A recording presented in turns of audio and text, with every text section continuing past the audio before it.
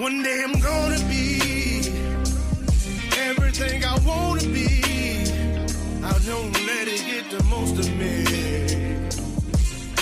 One day I'm gonna be free. I wanna be everything I'm gonna be. My future right in front of me. One day I'm gonna be free. I wanna be free. Then let me be free. From the depths of darkness, a voice emerges. A host with a fire burning in his soul. With a heart, steel, and a spirit unbroken. He rides on two wheels, ready to claim his throne. Amidst the chaos and the thunderous roar, insane wheels rise as a force to be reckoned with. Fueled by the power that only metal can bestow.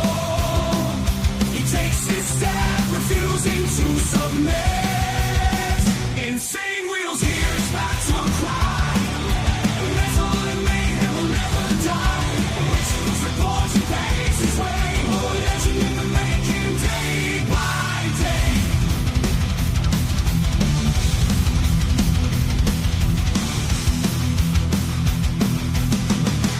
Good morning, ladies and gentlemen. It's amazing that we've all survived and we're here alive today. Great to see everyone today. Let's get it.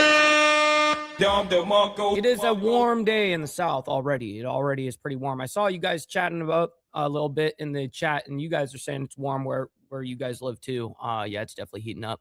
Anyways, so today we're going to be talking about Trump warns Iran. We're going to be getting into what that warning is and some of the things I agree with and mostly the things I disagree with. And then there was an unfortunate attack over there in Austin, Texas. It was a big deal, actually. And so I'll get into that here in a minute. And then, of course, there's an Ebola alert. The Congo is going nuts right now. So anyways, let's go ahead and give you guys a chronological breakdown of what we're going to be looking at this morning as a timeline. Israel and Lebanon agreed to extend ceasefire by 45 days. That actually happened on Friday, I think. It was like Friday evening or Friday afternoon. Nonetheless, I thought it was a big deal that this has come out. So just keeping you guys up to date on the ceasefires and stuff like that. Then we, of course, have Trump. There was this whole thing regarding killing an ISIS leader over there. And with the help of Nigerian forces, we actually have AFRICOM. That's actually the very next video after that. Is U.S. AFRICOM video shows strike against ISIS in Nigeria, top leader killed. Yo. Then we have Trump warns, quote, clock is ticking for Iran. Now, here's the thing about this. There's reports that have been coming out that basically the United States is preparing itself for a ground invasion. If this is the case, I will be the first person to say on here at least, I condemn that. I don't think that's a very smart move at all, actually. And then we have health experts sound alarm as Ebola death rise in Congo and Uganda. It's kind of a lot of shit, wild shit going on over there in Africa. Then we have we're going to bring in our attention back to the United States. Police searching for suspect after 10 random shootings in Austin. Yo, what are you doing? 10 separate random shootings? It says we are now getting an update as police in Austin are searching for suspects connected to a series of apparently random shootings that happened this weekend. Austin Mayor Kirk Watson and Austin Police Chief Lisa Davis provided an update Sunday afternoon as investigators continued searching for those responsible. They have said that currently 10 shootings are under investigation from late Saturday into Sunday. Early reports indicate that 2 of those shootings targeted Austin Fire Department stations. What? I wonder if anyone got hurt on this, because they're not giving me any information off of the description there. So we're gonna have to find out for ourselves. And then, of course, we're going to be discussing the Ebola outbreak. Congo's Ebola outbreak declared global health emergency. This is coming out just 1 hour ago. The World Health Organization, WHO, by the way, declared the Ebola disease outbreak caused by a rare virus in Congo and neighboring Uganda a public health emergency of international concern on Sunday after more than 300 suspected cases and 88 deaths. God damn, dude. We just can't get a break. Anyways, listen, ladies and gentlemen, let's go ahead and do our quick call to actions, and then we'll get into the madness this morning. Make sure you guys hit that like button. Definitely goes a long way, and it's also free to do so. Double tap that screen if you guys are on the vertical side, and hit that subscribe button. This is what we do Monday through Friday, and then, of course, members only on Saturday morning, man. Now, speaking of members, please consider becoming a member, starting only at $3.99 a month. We're making sure we're not breaking the bank out there with anybody. But check it out. This is what allows us to be on these, airwaves, as well as have these lights on. So thank you guys for becoming members and staying members. Well, side note, follow my Instagram right here at BallValveTV, where I post everything behind the scenes of not only my life, but as well as the show, Millennial Food Time Breaking News, as well as the campaign trail, man. Listen, voting day is tomorrow here in Alabama. So it's going to be a big day for us tomorrow. And listen, if anyone's listening from this show that happens to live in Northern Alabama, in District 4 specifically, well, vote J.R. Bowling for State Senate, District 4, man. Last but not least, all super chats, super stickers, gifted memberships, and membership signups are, of course, all going to be presented live and shouted out onto the show. But if you guys would like to skip that YouTube 30% brutal cut that they take from your hard-earned cash, we have these platforms that are scrolling around the screen somewhere. And of course, I get 100% of the proceeds if you guys send it there. And of course, I'll read out loud anything that comes our way, just like a normal super chat. All right. So we're going to be scanning. I've got my email up so I can make sure that we're good.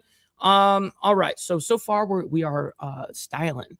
Good morning to everybody, man. Great to see everyone in the chat as always. I always appreciate your guys' support. We got Roger in the building. He was the first one this morning. Always appreciate you. We got Charles Darwin from Down Under, as well as Gary, my man. Good morning to you. We got Rabbit of Chaos as well. She is awesome. We all love Rabbit of Chaos.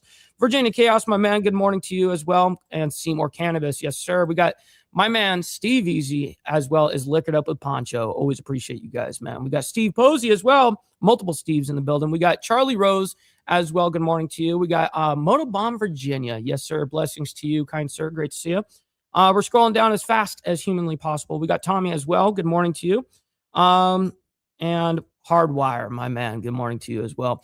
Yes, that's right. Roll Tide, baby. Absolutely. And vote J.R. Bowling for Alabama State Senate. That's facts, by the way. All right, let's go ahead and get into the madness this morning. Israel and Lebanon agreed to extend ceasefire by 45 days. Now, let me just explain to you guys real quick. This happened on Friday. What we do here, we report news Monday through Friday, and then, of course, we have members only on Saturday, right? So we don't discuss any of the news, going on basically until, from Friday afternoon after the show. We don't discuss anything politics or anything that's breaking until Monday, which is right now. So anyways, this is from Friday and it's important. So let's go ahead and bring it up. And thanks for being with us here on Live Now from Fox. I'm your host, Christina Evans. We do have a bit of breaking news that I want to take you out to. Good morning. We've been watching some of these conversations as it pertains to the Middle East. Putting this up on your screen. This is there from Tommy Pigott. They're with the State Department saying this, that Israel what's up, man? Good morning. and Lebanon have officially agreed to a 45-day extension of a ceasefire. This is, of course, something that President Trump declared back on April 16th. And so ultimately saying there on May 14th and 15th, the United States hosted 2 days of highly productive talks between Israel and Lebanon. The April 16th cessation of hostilities will be extended by 45 days to enable further progress. The State Department will reconvene the political track of negotiations on June 2nd and June 3rd. In addition, a security track will be launched at the Pentagon on May 29th. What's up, 5150? Good morning as well. With military delegations from both countries. We hope that these discussions will advance lasting peace between these two countries, full recognition of each other's sovereignty and territory. Oh, wow. Virginia says, Mike, have you seen the stupid shit Virginia passed about assault rifle ban? No, I didn't. You're going to have to, I'll look it up, but if you happen to come across it, send it to me. Territorial integrity, as well as establishing genuine security along their shared border. And so again, that's the statement that we have from State Department spokesperson Tommy Pigott. And once again, we do know that this has been something we've been following for the very latest, as President Trump announced this initially back on April 16th. But again, this week's talks were the sides' third time meeting since Israel intensified air attacks on Lebanon after Hezbollah fired missiles, I should say, at She combined missiles and Israel. That's great. Misrael. Israel on March 2nd, 3 days into the U.S.-Israeli war on Iran. Israel had widened its ground invasion into Lebanon's south last month. I do want to show you this live vantage point that we have overlooking the city of Beirut there in Lebanon at this hour. And so also this conflict has been fought parallel to the U.S.-Iran conflict. Israel's war in Lebanon has rumbled on since President Trump declared a ceasefire on April 16th, though hostilities have largely been contained. I'm just glad that they extended the the ceasefire there, right? So hopefully it gives them a little enough time to be able to figure out what's going on here. Maybe not. Okay, we're gonna get into Trump global ISIS leader killed by U.S. and Nigerian forces. This happened over the weekend. Let's go ahead and bring this up, and we'll quickly get into it. Here we go.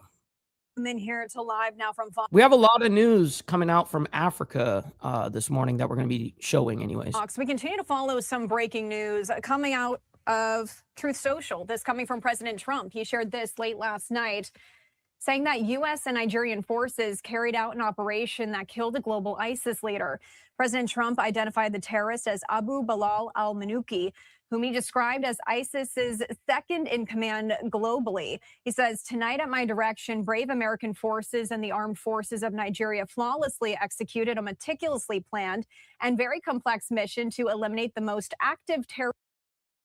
Now, I have the video that AFRICOM put out, so we're going to be playing that right after this part. In the world from the battlefield. Abu Bilal al-Manuki, second in command of ISIS globally, thought he could hide in Africa, but little. So he was the second in command. Got it. Did he know we had sources who globally kept us informed on what he was doing. He will no longer terrorize the people of Africa or help plan operations to target Americans. President Trump also thanked the Nigerian government for its cooperation in the mission, saying, with his removal, ISIS's global operation is greatly diminished. Now, I also wanted to bring this to you. This is a post from Secretary of War Pete Hegseth. Pete Hegseth got something to say. Let's see what he says.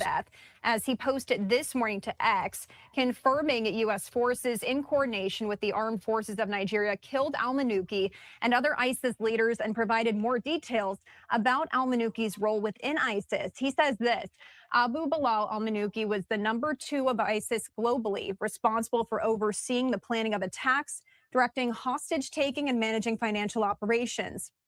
The removal of him and other ISIS personnel makes Americans safer. You be safe out there, Tommy. We always appreciate you, man. By further degrading ISIS's ability to plan and carry out attacks that threaten the U.S. homeland, American citizens, and innocent civilians. Going on to say, operations like last night's demonstrate the exceptional patience and skill of U.S. forces, amplified alongside willing and capable partners to address shared threats. This should serve as a reminder that we will hunt down those who wish to harm Americans or innocent Christians wherever they are. Now, Hegseth also said U.S. Africa Command carried out the precise operation to remove this terrorist, his words there, at President Trump's direction and in conjunction with Nigeria. I don't know why she said his words there. I mean, okay. Nigeria's president. The secretary reiterated how Trump in November, quote, declared to the world that we will help protect Christians in Nigeria and instructed the Department of War to prepare for action. Going on to say, so for months, we hunted this top ISIS leader in Nigeria who was killing Christians, and we killed him and his entire posse. Now, Fox News Digital has reached out to the White House for comments, still waiting to see if we can get a comment there from the White House. But this announcement comes after U.S. Central Command said it carried out multiple strikes against more than 30 ISIS targets in Syria in February. Damn, 30 targets that they targeted back in February. It's part of a joint military effort to sustain relentless military pressure on remnants from the terrorist network. CENTCOM said U.S. forces struck ISIS infrastructure and weapons storage targets using fixed-wing, rotary-wing, and unmanned aircraft. Now, President Trump also told reporters on January 27th that he had a great conversation with the Syrian president. He said this: all of the things having to do with Syria in that area are working out very, very well. What's up, Miss Lotus? Good morning to you. Great to see you in the chat as well. So we are very happy about it. CENTCOM announced in February that more than 50 ISIS terrorists. They said unmanned planes, so I would assume that would be some type of drone, but I don't know why they would call it unmanned plane when it's not necessarily a plane, it's a drone. But anyway, whatever. Or captured, and more than 100 ISIS infrastructure targets struck during 2 months of targeted operations in Syria. The U.S. launched Operation Hawkeye Strike in response to an ISIS ambush that killed 2 U.S. service members and an American interpreter December 13th of 2025 in Syria. So once again, just putting up this post here from President Trump as he shared this to Truth Social very late last night, I believe 11:30 p.m. Eastern time, as he announced that U.S. and Nigerian forces carried out an operation. Yes. All right. I got the video for you guys right here. Let's go ahead and just bring it up. And also, you know what we got to do? We got to do the money part. We got to get that over with. All right, just get the money part done. Give me money. Money me. Money now. Me a money needing a lot now. That's actual factuals, by the way. Denied. But I still love you guys. All right, let me go ahead and bring this up. And we got the AFRICOM video right here. Welcome back and Alive Now. I'm Austin Westfall. Take a look. U.S. Africa Command sending this out.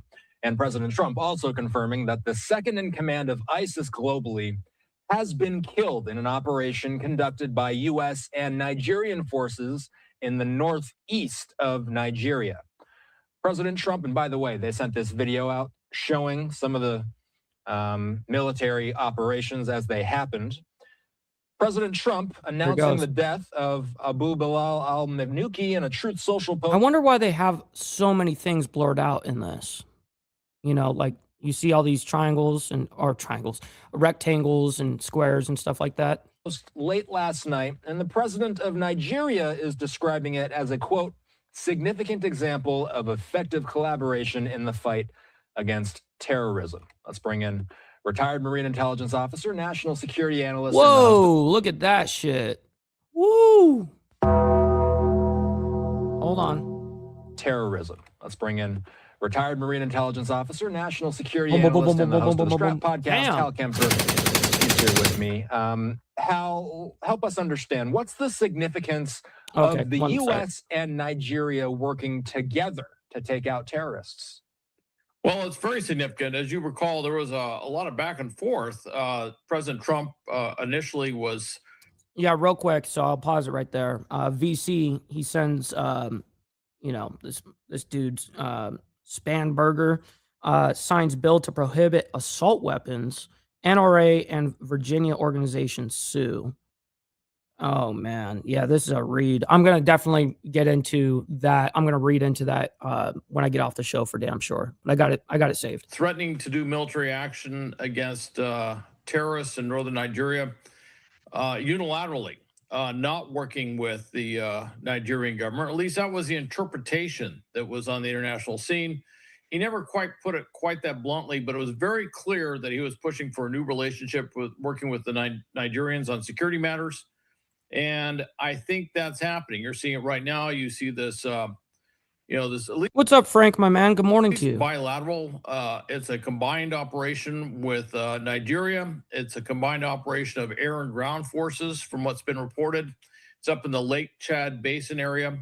And of course, they killed al-Mamnuki, who is the ostensibly, well, he's kind of the top figure for what's called ISIS of West Africa, which of all the regional... Yeah, I promise you, we all see you. You know, you don't need to spam it in order for you to be seen. ISIS organizations worldwide, to include the one in Syria and Iraq, to include the one in South Asia, the Al-Khorasan, ISIS-K, as it's sometimes called. Of all those, that's the largest one. It's been very active. It's been a real pain for all the West African countries. And so they took out the leader there, which is a very significant thing. He's also number 2 in ISIS worldwide. So That's a significant targeting Yeah, that's a significant person in the chain of command. operation. He's been hiding in West Africa. But I wonder what made it where they're like, okay, we're gonna go and we've got shit going on over there, in the Middle East. Obviously that's under Central Command. But Africa, I'm just interested in what made them in that moment go, okay, we're gonna get this guy now. For some time, various different safe houses and other locations, and they were able to track him down. And I imagine beyond the raw kinetics you see, there was a heck of an That's hilarious, Brendan.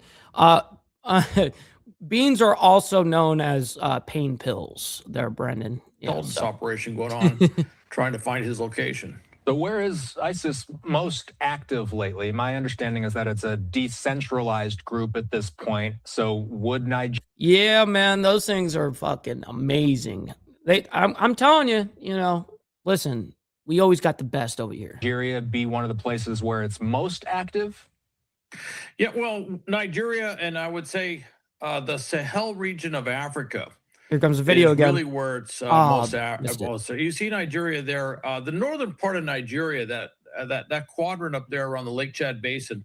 That's where you find a lot of Islamic extremist group, Boko Haram up there. There's another group that's up there, and of course ISIS operates in that area.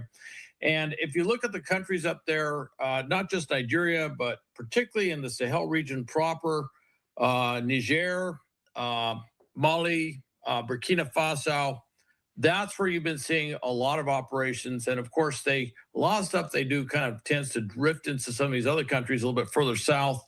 But that's where you're seeing ISIS operating. It's where you're seeing other Islamic extremists, like-minded extremists, if you will.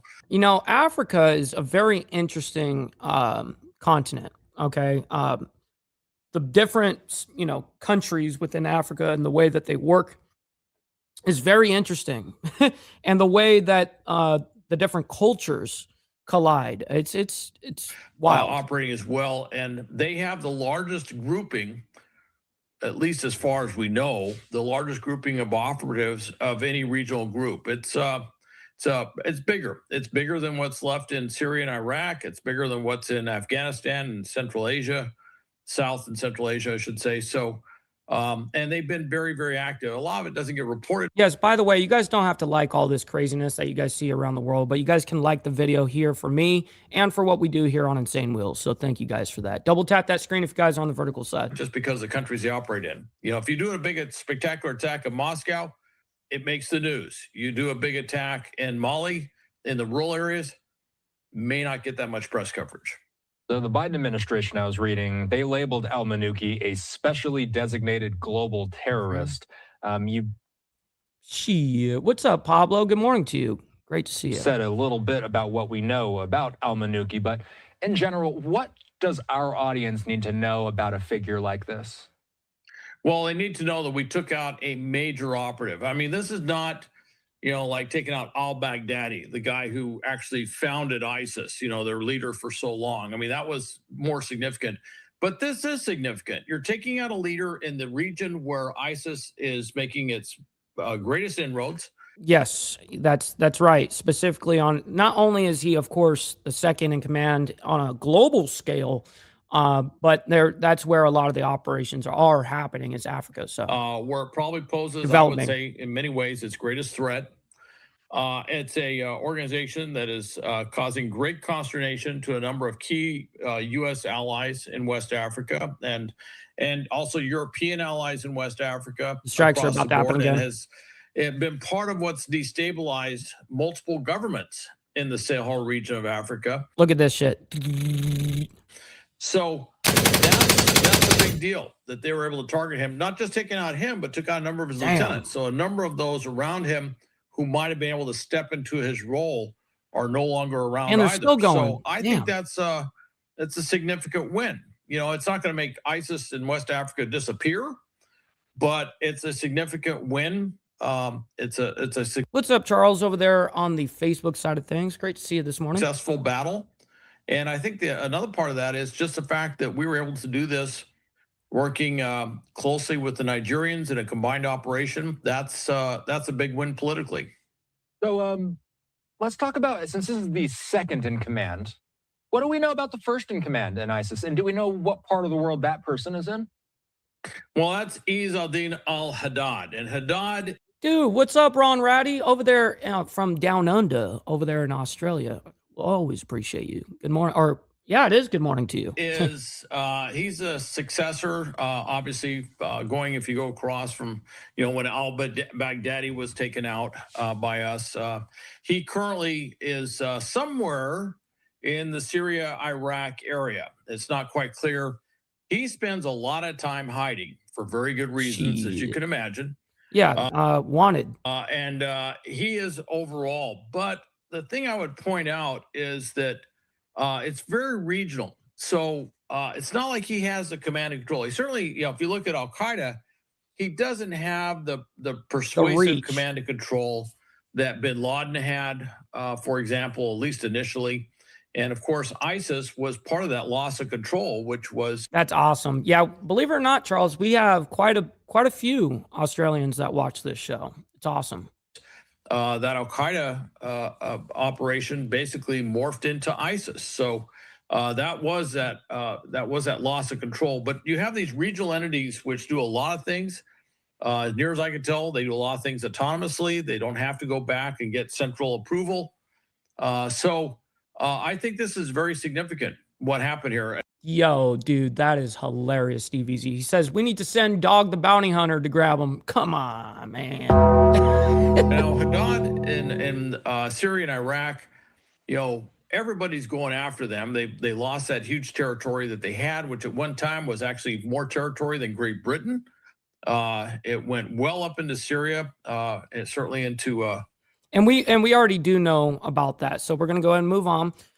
Trump warns, quote, clock is ticking for Iran. Now, here's the thing. There's discussions right now and plans for a ground invasion. The United States doing a ground invasion in Iran. Obviously, everyone here knows my stance on that. I condemn that. I don't think that's a smart idea at all. So with that being said, you guys know my personal take on it. But now let's just go ahead and get ahead and see what's going on. I'm not sure if that's being reported in this report, but those reports of a ground invasion were being discussed yesterday. So whether that be actual factuals or not, I'm just telling you what the reports are and what I think of it. I just want to play out the very latest comments from President Trump as you were hearing him answering questions pertaining to the Iran war.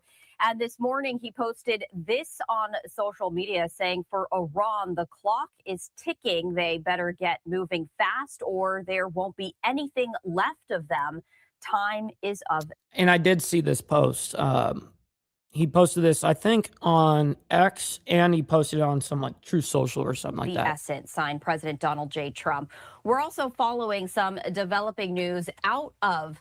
Yes, I believe you're absolutely spot on right there, Steve. The Middle East right there. And this comes as there was a drone strike that targeted a UAE power plant. A little bit more information on this, all of this happening this Sunday. A drone strike targeted the United Arab Emirates' sole nuclear power plant earlier today, sparking a fire on its perimeter. There were no reports of injuries or radiological release, but this did highlight the risk of renewed war as the Iran ceasefire remains tenuous. Now, no one immediately claimed responsibility, and the UAE did not blame anyone. It has, however, accused Iran of launching drone and missile attacks in recent days as tensions rise over the Strait of Hormuz.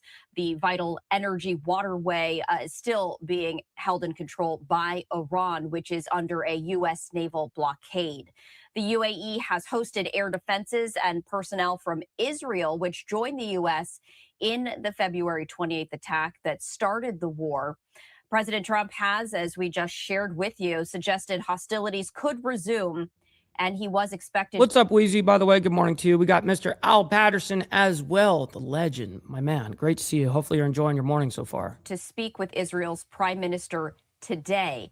Iranian state television has aired segments with news anchors holding rifles in an effort to prepare the public for war. Diplomatic efforts aimed at a more durable peace have faltered. To talk more on this, I do want to bring in Blaise Mishtal, the Vice President for Policy with JINSA. And Blaise, as always, we appreciate you joining us here. Oh, this is the first time I've ever seen this guy from JINSA. Here on Live Now from Fox. Happy Sunday to you, Stephanie. Good to be with you. So the very latest, President Trump now vowing action against... Yo, Joseph up there on the Facebook side of things from Canada, our favorite snow Mexican. Great to see you in the chat, by the way. Hopefully you're enjoying your morning. Iran, if they do not move quickly, he says time is of the essence. As we take a look at where this all stands with still a tenuous ceasefire in place, how likely is it that the United States could move forward with military action? What are you talking about? The real conversation isn't about if we're going to go forward with military action, because that's obvious. We're in halftime right now. Okay.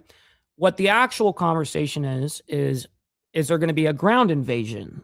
The simple answer is we don't know.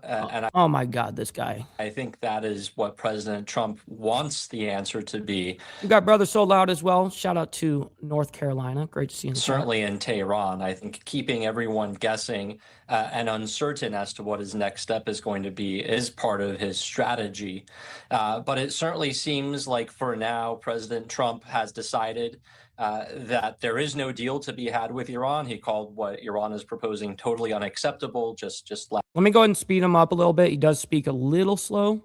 Last week, but he also doesn't seem to want to go back to war, at least not right now. And I think in part what he's really hoping... Brother Straight Jacket, and he's changed his name back to Straight Jacket. That's a W. Great to see you in the chat, bro. Good morning, good morning. Is that over time, this blockade that is strangling Iran's ability to export oil is going to weaken the regime financially and force it to either accept a deal that he likes or perhaps over time even collapse entirely. And so I think he's trying to put more time on the clock and have this blockade do the hard work for him.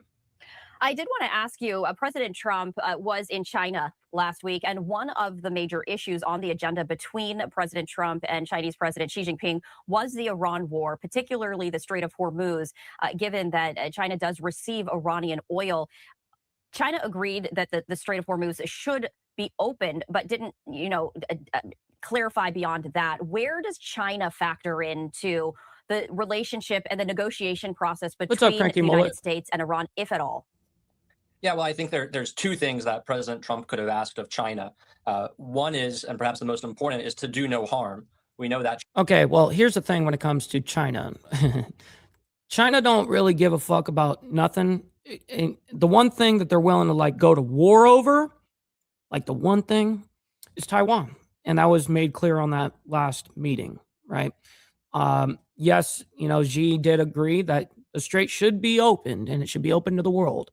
But they didn't really get much more than that. How do we get to that point? That really wasn't super discussed. China has been involved in resupplying and rearming Iran after previous conflicts. It supplies it with chemicals that are used to make the fuel for its ballistic missiles.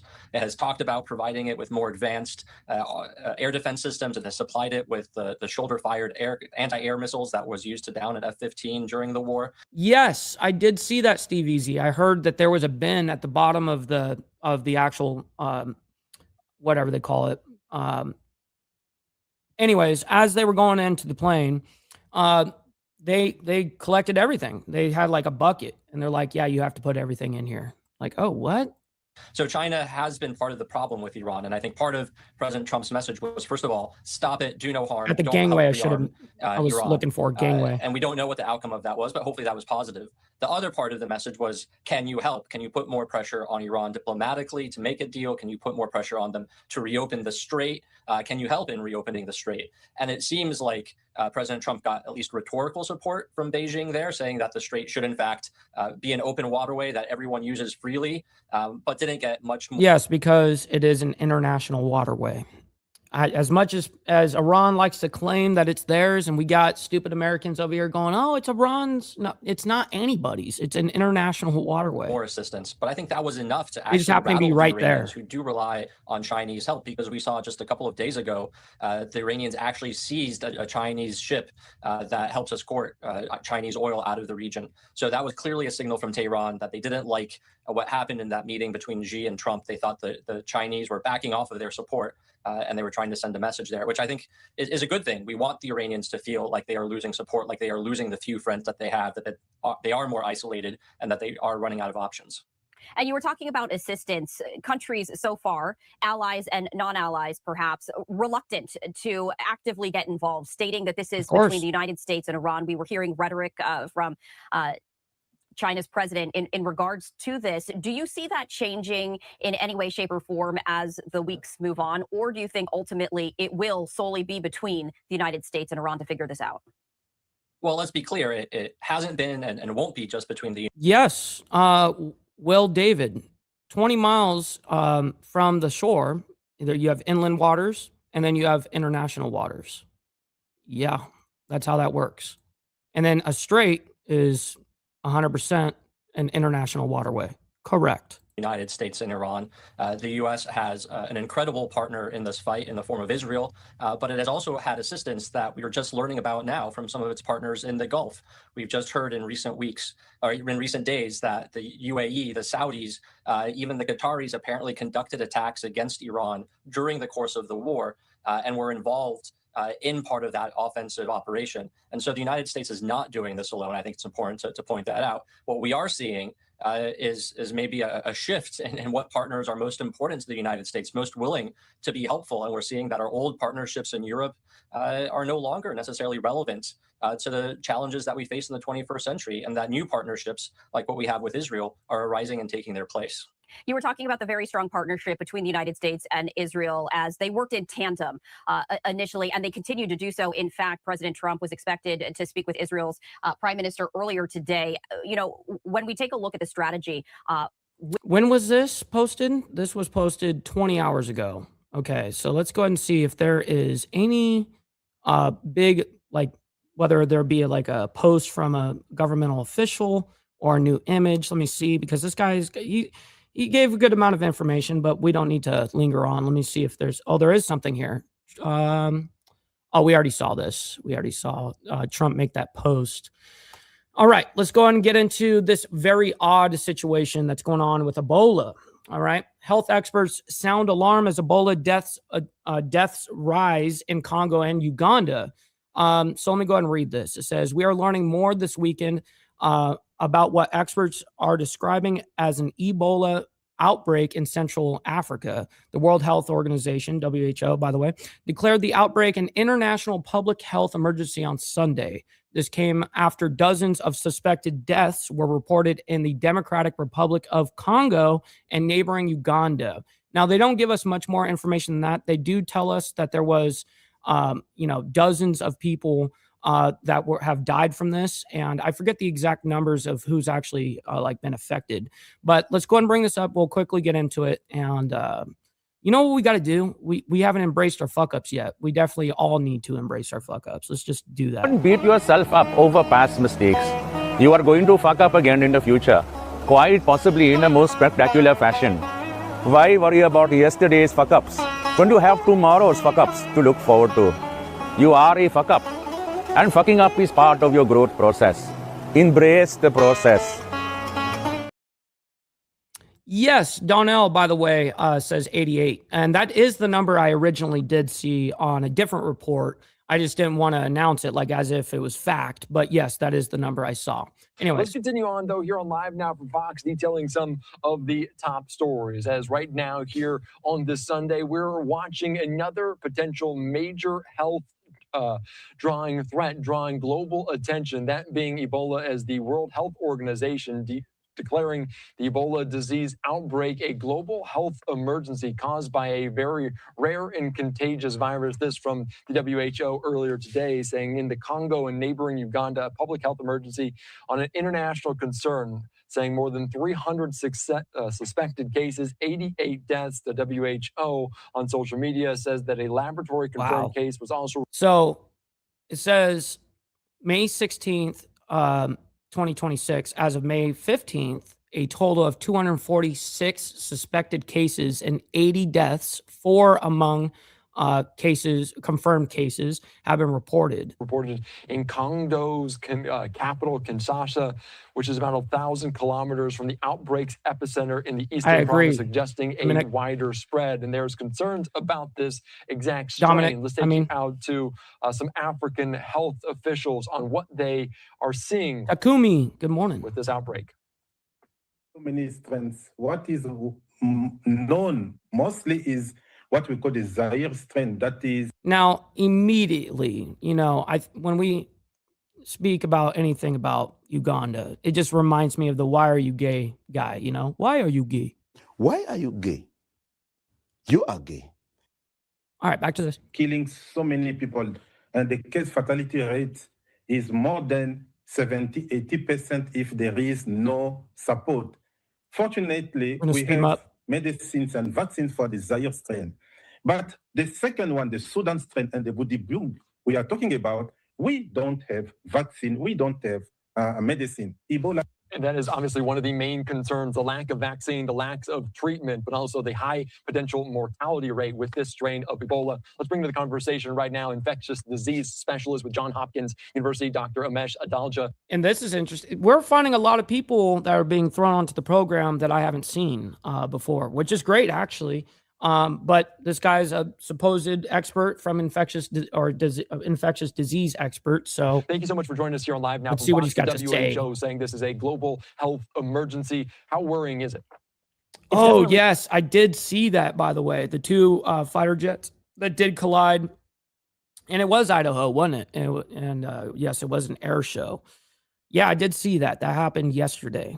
Terrible. Worrying for the region, because what we know is that this outbreak has probably been going on for some time, because there's 246 cases already. So there's probably been weeks that these cases have went undiagnosed. Yeah, let me pull up the video of those colliding jets. I'll bring it up for you guys.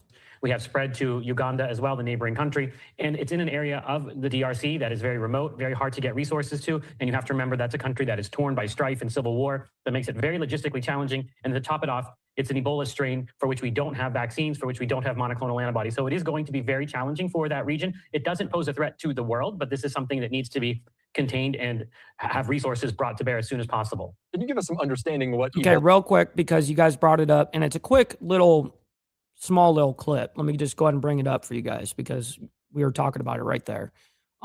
Give me 2 seconds here. There it is. It's yesterday.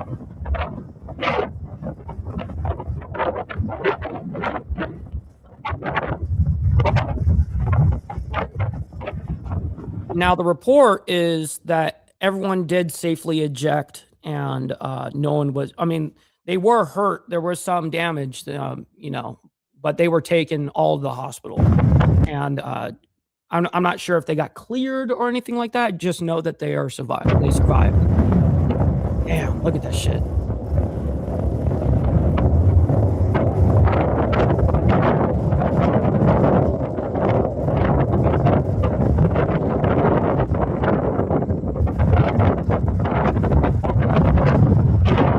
Brutal. All right, you guys see that. All right, we're going to go ahead and bring it back into the conversation of Uganda real quick about the Ebola and the Congo. All right, here we go. Ebola is obviously a little bit more common for average Americans, average people than we would say with hantavirus. What is Ebola? What characteristics stand out? So Ebola is a virus that has been found in Africa at least since 1976. It existed before that, but that was the first documented outbreak. And it is what we call a viral hemorrhagic fever. So in some cases, what it does is it interferes with your blood's ability to clot and causes you to hemorrhage. That's kind of one of its more dramatic manifestations. But for most people, they're going to start with fevers, chills, muscle aches and pains, diarrhea. And what ends up happening is their blood pressure will plummet, their organs will start to fail, and without supportive. Yeah, what's funny is, well, I don't know if it's funny, but nonetheless, I'm very ignorant on Ebola. I've heard I've heard of it a million times, but I really don't know what it actually does to you. And so he's describing that right there. one of its more dramatic manifestations. But for most people, they're going to start with fevers, chills, muscle aches and pains, diarrhea. And what ends up happening is their blood pressure will plummet, their organs will start to fail, and without supportive care, the mortality can reach 60 to 90%. And it's spread through blood and body fluids. It's not very contagious as long as people are wearing the appropriate personal protective equipment when they're taking care of patients. And one of the things we know is that sometimes when people die from Ebola in Africa, there are certain ceremonies that they go through with the body that can actually end up spreading the infection. So safe burial practices will also be really important to quash this outbreak. Yeah, and you mentioned just the location in Africa, in Congo, in Uganda. Obviously, they are concerned. Why are you gay?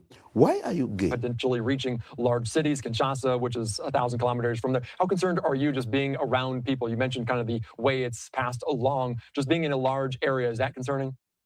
You're only going to be contagious if you're emanating blood and body fluids. So that means if you're vomiting, if there's diarrhea. So this isn't something that often spreads within a general population. And of course, it's concerning. There is a case in Kinshasa now and a traveler from that remote province. And there are two cases in Kampala, which is the capital of Uganda. That's always going to be concerning because there's more opportunities. But again, this is a virus that's very constrained in how it spreads, blood and body fluids. So you can't get it casually. It doesn't spread. Oh, that's interesting. So it has to be body fluids or blood. That was going to be my next question, is how is it spread like that? That's crazy. So how is it wildly spreading then through Uganda and the Congo? Why is the outbreak happening? Are people like sitting there fucking and sharing needles and kissing each other? What's happening? Again, this is a virus that's very constrained in how it spreads, blood and body fluid. So you can't get it casually. It doesn't spread through the air. It's something that you have to be in contact. And that can be a challenge if somebody is sick and out in the street, for example, or going from hospital to hospital. But when you put in personal protective equipment, it doesn't spread. So this is something that the DRC has dealt with at least a dozen times before. The key thing will be getting resources to bear this late in the game, because 240 something cases tells you this has been spreading for some time. Yeah, I wanted to get. Yeah, I mean, how long does it take for that to happen? I mean, if it happens like overnight, which it seemed like it happened like that, it's just in the media today like that. But how long did it take for that to spread to that many cases? Into that, because the WHO, the African region, also posting this, saying nearly 7 tons of emergency medical supplies and equipment, along with a team of 35 experts, arrived today from Kinshasa to support the frontline Ebola response in that kind of eastern province. What is the WHO? What other resources are out there? What would be most helpful to those in the region?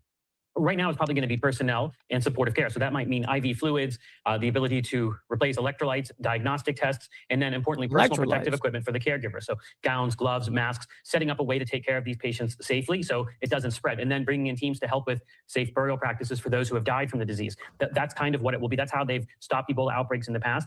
As I said earlier, we don't have the advantage of the vaccines or the monoclonal antibodies because of the strain, but there's a lot they can do with just that supportive care and the basic logistics and equipment that are kind of bread and butter for controlling Ebola outbreaks. You mentioned the lack of vaccine and kind of treatment. Yeah, but I was specifically talking about, I know it's historically, but I'm talking about like on this specific set of the outbreak. How long has it been going on? Like, did they just all of a sudden, a day later, everyone was infected? Like what happened? How long did it take for this on this very specific time frame? Behind it, is it just that's what the question was?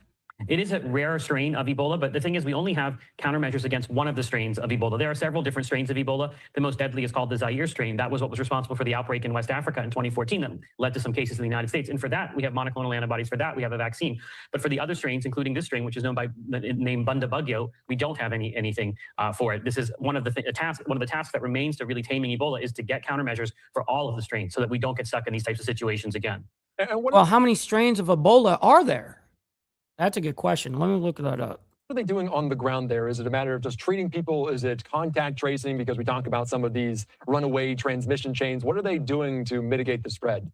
It's all of the above. First of all, it's going to be diagnosing cases and then isolating those cases and making sure that they're treated in Ebola treatment centers. It says there are 6 known species or strains of Ebola virus. In the genus Ebola virus, 4 are known to cause disease in humans. So there's the Zaire Ebola virus, the deadliest and most common cause of major outbreaks. Sudan Ebola virus, Bundibugyo Ebola virus, Thai forest Ebola virus, Reston Ebola virus, and Bombali, Ebola virus found in bats. No confirmed human diseases yet.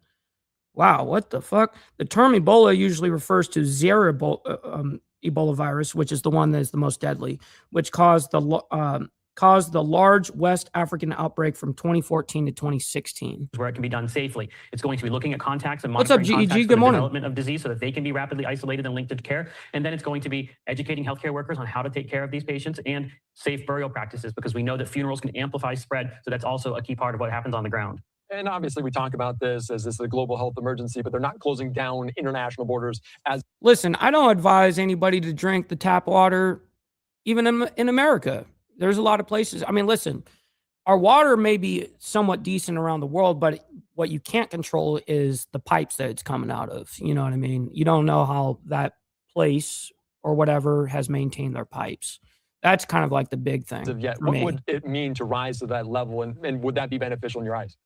In general, no. Closing international borders is usually something that ends up isolating the area even more, making it harder to get resources in and concentrating it in a way that usually magnifies the infection. So I don't want to see international borders closed. Oftentimes, though, that's the first thing that politicians will run to look like they're doing something. And I wouldn't be surprised if you hear about that happening, but it's not generally going to be helpful, and it's only going to make it logistically more challenging. And we talk about hantavirus and some of those people in isolation quarantining for 42 days, 6 weeks of time. How long in terms of does that matter for this? How long are we looking at the outlook? Now, that's a good question, Andy, whether there is a type of, quarantine for this. How do they handle it?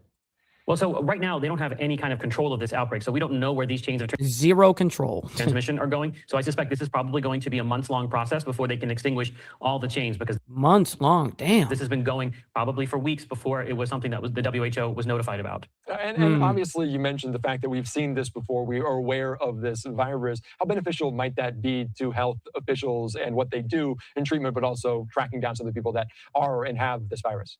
Well, there is a playbook that they can use for Ebola outbreaks. As I said earlier, Ebola first started causing outbreaks that we noticed in 1976, and there's been dozens and dozens of Ebola outbreaks, including at least a dozen in the DRC. So there are best practices that can be put into place. And we do have Ebola outbreaks from time to time, and they're usually able to be contained. But the big factor here is how quickly you can get resources to bear. Will, are you specifically talking about the hantavirus? It's a lot of things have to happen in order to get a handle on an Ebola outbreak. And that's what this public health emergency of international concern will help do. It will start to concentrate resources in the area. Yeah, over 300 suspected cases, 88 deaths at this moment. What else do you want to note? Anything? Yeah, that's brutal. All right, let's go and move on. We have police searching for suspects after 10 random shootings in Austin. So this has been a kind of a crazy weekend for Austin, Texas. It says, we are now getting an update as police in Austin are searching for suspects connected to a series of apparently random shootings that happened this weekend. Austin Mayor Kirk Watson and Austin Police Chief Lisa Davis, or Lisa, provided an update Sunday afternoon, which is obviously yesterday, as investigators continued searching for those responsible. They have said that currently 10 shootings are under investigation from late Sunday or Saturday into Sunday. Early reports indicate that 2 of the shootings targeted Austin Fire Department stations. All right, let's go ahead and figure out what the hell is being reported here. Let's go ahead and bring this up. 3, 2, 1.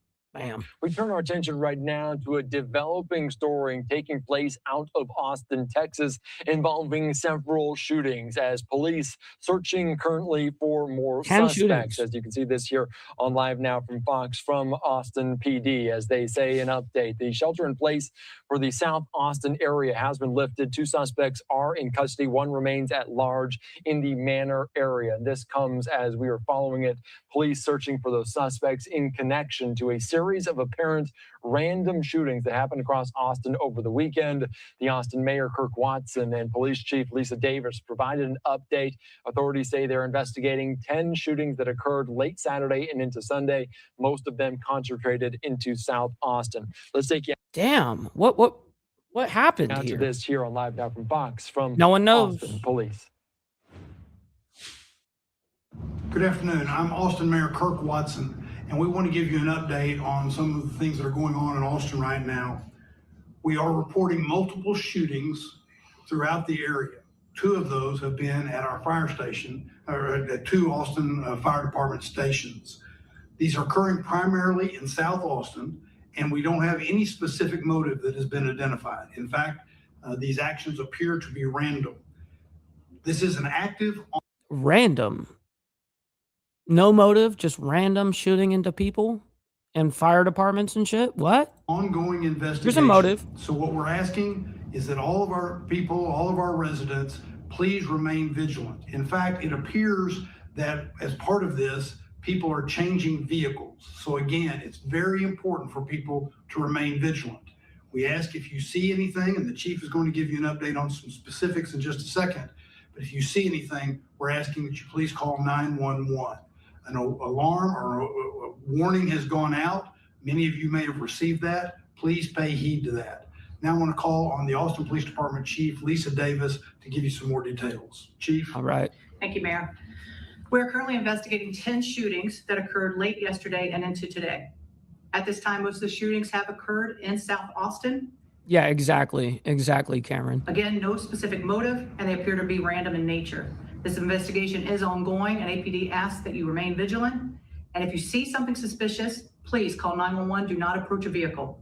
At this point, we know the suspect's vehicles used in this incident have included a black or dark blue Hyundai, a gold Hyundai sedan, a silver Mazda 4-door, and a white Kia Optima, which APD is currently looking for. They had that many fucking cars in and out? What? Suspect description is 2 male Hispanics, both in their late teens, one with medium wavy hair and the other with longer hair. At this time, we can confirm that 4 individuals have been shot. 1 has sustained serious injury, and the other 3 minor injuries. In addition, I want to remind people. Ghost Eagle did a video about me. Well, I know that I saw one, I don't know, a week ago. I think it was about a week ago. Ghost Eagle did. I really appreciate that. Not leave their cars unlocked. What we are seeing are these cars are being stolen. Do not leave your keys in the vehicle or your key fobs in the vehicle. Again, please remain vigilant. If you see something suspicious, call 911 immediately. Stay safe. All right, they're following this, searching for several suspects in connection to upwards of 10 shootings across South Austin. They are saying they are random in nature. They detail. Yeah, that means they don't know what's happening. That once they find out, there's going to be a motive. Of course. There's got to be a reason why the motherfucker is shooting up fire departments. And, I don't know if he shot at people. I have no idea. No one knows. The world may never know. We will find out. Anyways, let's go ahead and get into this next story here. This came out early this morning. I think it's important that we bring this up. Congo's Ebola outbreak declared global health emergency. And it says the World Health Organization declared the Ebola disease outbreak caused by a rare virus in Congo and neighboring Uganda a public health emergency of international concern on Sunday after more than 300 suspected cases and 88 deaths. That's where I saw the number. Okay, boom, good. All right, it's confirmed on that. Those are the numbers as of this morning. All right, here we go. Keeping up with the top health stories of the week, and this brings us to some reporting courtesy of the Associated Press. The World Health Organization declared just yesterday on Sunday the Ebola disease outbreak in the Congo and Uganda is now a public health emergency of international concern. Africa's top public health body first confirmed a new Ebola outbreak in Congo's Ituri province on Friday. By Saturday, it had reported. The World Health Organization was notified about it on Friday, they said? In Congo's Ituri province on Friday. By Saturday, it had reported 336 suspected cases and 88 deaths. All the cases are in Congo except for 2 recorded in neighboring Uganda. A lot to discuss. So joining us next to the program is going to be Dr. Celine Gounder. She is the editor-at-large for KFF Health News, an epidemiologist and an infectious disease specialist. Dr. Gounder, good morning. Thanks for being here. Good morning. All right. So if our viewers don't remember, you have joined us for the past couple of weeks to talk specifically about hantavirus. Now, when you joined us, your overall sense of that outbreak was no cause for concern for the general public. Things are handled well and everyone should stay safe. Ebola, though, is a completely different story. Can you talk to us a little bit about that? Yeah, and I think it's important for people to understand that. What's up, Junkyard? My man, he's saying we live, baby. Absolutely. Great to see you, by the way. Good morning. Viruses are not all the same. So our level of concern is going to be different. So For example, when I heard about the first cases of COVID in late 2019, early 2020, that had me terrified. The hantavirus situation, I'm concerned for the people who are on the cruise ship, but I am not concerned about transmission that would lead to an epidemic to the broader public. This Ebola outbreak has me very concerned. And while the risk to the average American right now is very low, there are a number of factors that predict that this outbreak could really blow up and be even worse than the last big outbreak in 2014 and 2016 in West Africa. So you're dealing with urban settings. Two of the cases in Kampala in Uganda, that's a major travel hub for Southern Africa. Migrant workers, minors, Really? cross-border spread. You also have armed militants in the area. They're fighting over the minerals that we use in our smartphones. Yeah, there's an Ebola outbreak over there in Africa, specifically in Uganda and Congo. So they're saying 300 suspected cases and 88 deaths. So the World Health Organization was notified of this outbreak, quote unquote, on Friday. And then just by Saturday, there was 88 deaths and over more than 300 suspected cases. And that'll make it harder to get in there. You have refugee camps. This has already been festering for months. And then you have the dismantling of USAID. They would normally be the boots on the ground response. We have pulled out of the WHO. The local health system has collapsed because of what's going on with the militants in the area. They're dealing with a shortage of personal protective equipment, so things like gowns, gloves, masks, and there is no vaccine or treatment for this particular species of. So as we already know, we looked up how many strains there are, and it says there are 6 known species of strains of Ebola virus, and the most common one is actually the deadliest, the Zaire Ebola virus, the deadliest and most common cause of major outbreaks.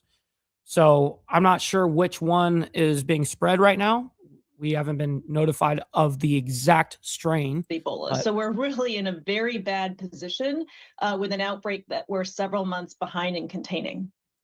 So, Dr. Gander, All right. I also understand. Sounds good. We've gotten enough information regarding this whole thing. Let's go and see if there's any other. There is Reuters, or however you pronounce it, made a Surge post. of resources. Let's see what they say.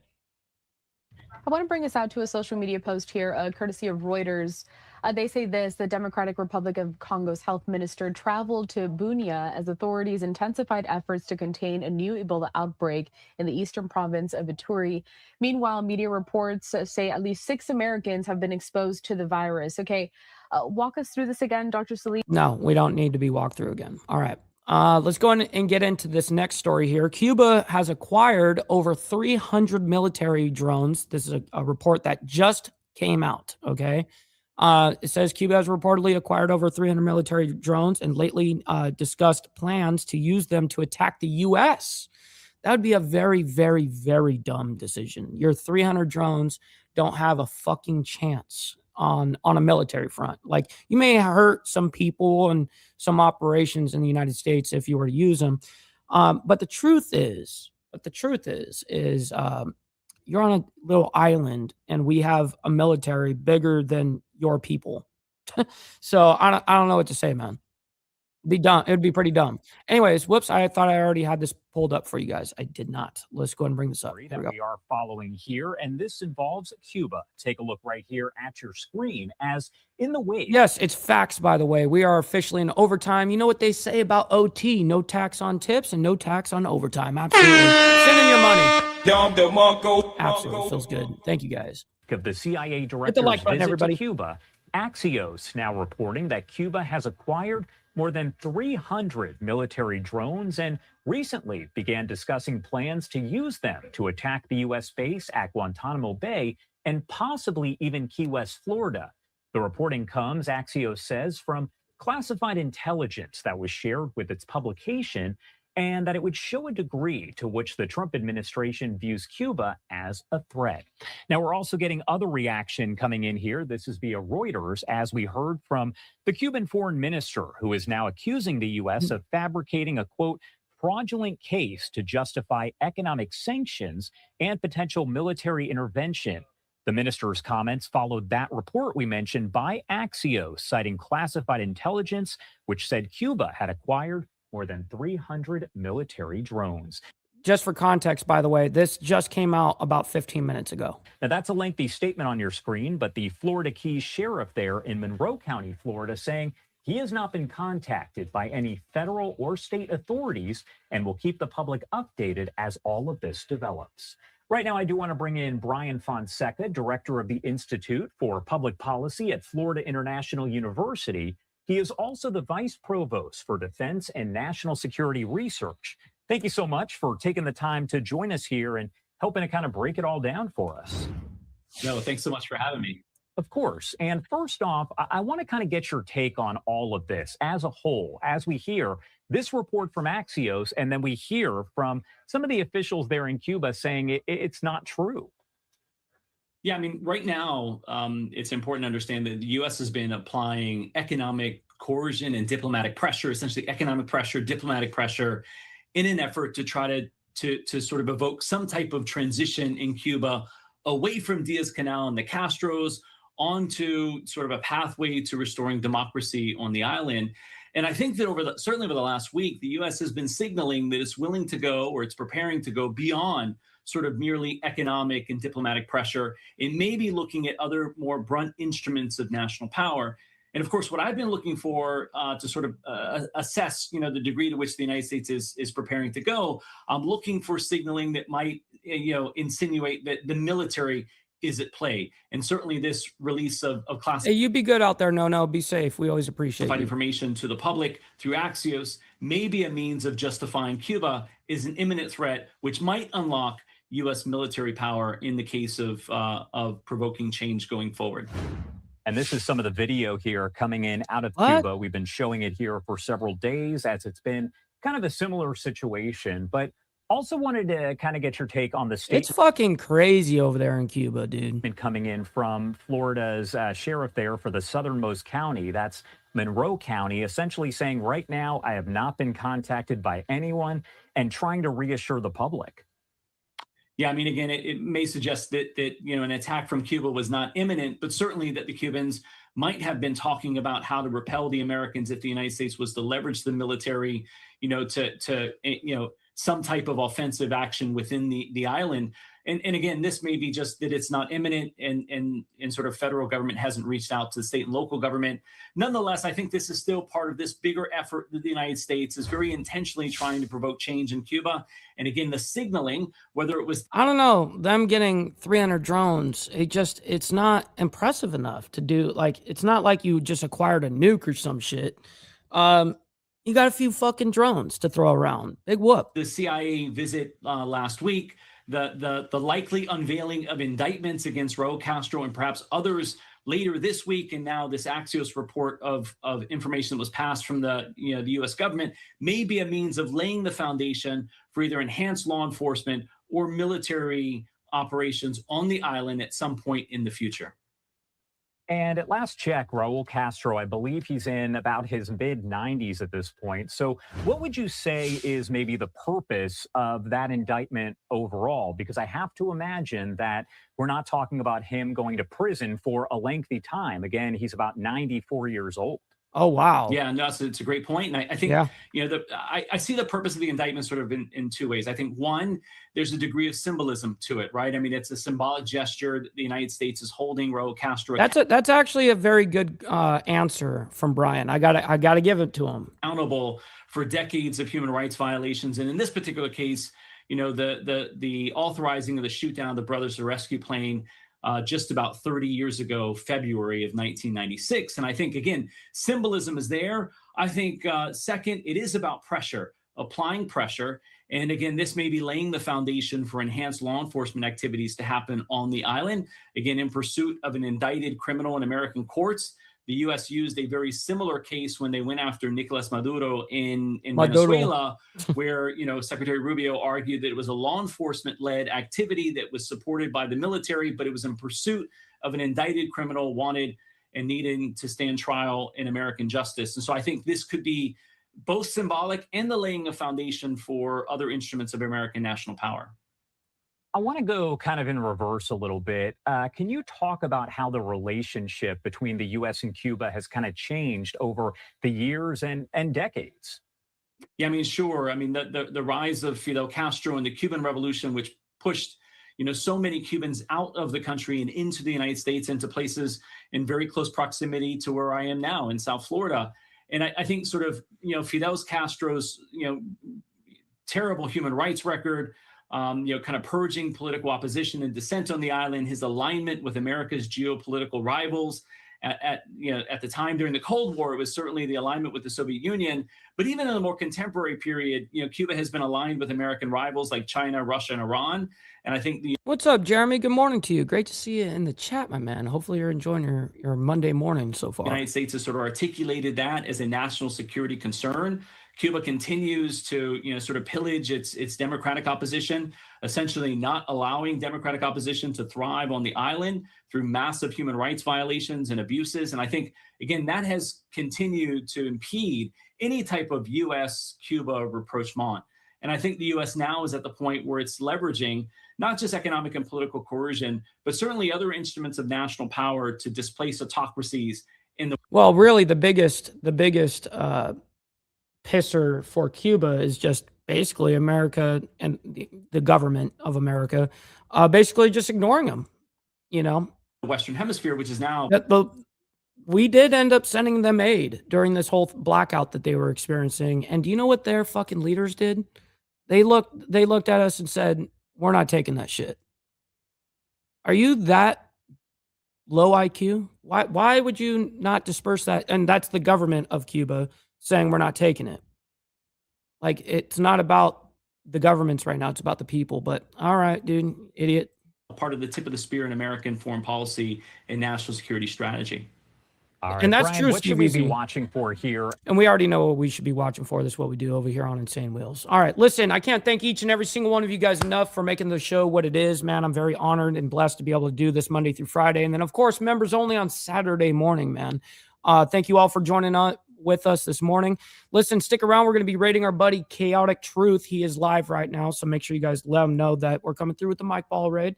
Anyways, listen, much love, honor, respect to all of you legends. We'll see you guys here tomorrow morning for more of the world's madness. Until then, God bless. We'll see you guys very soon. Much love, and be safe out there.